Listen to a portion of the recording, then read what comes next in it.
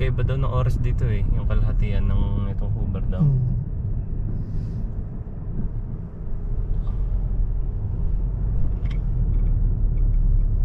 Oh, parking din yata yung isa. Yung doon. Mahal nga, sabi. Straight lang. Ito, Arizona. Arizona na itong kabilang side. So na tayo. 1 hour ahead sa Nevada. 10:43 lang eh.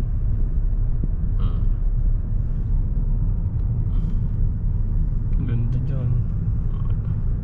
Ito ba yun? No?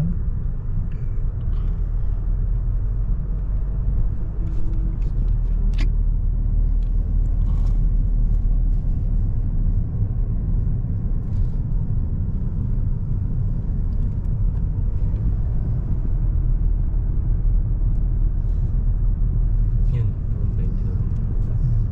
Lakad lang tayo pumalik, malilayo din.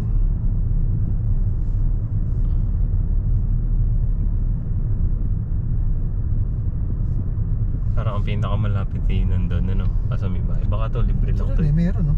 $10. Hmm.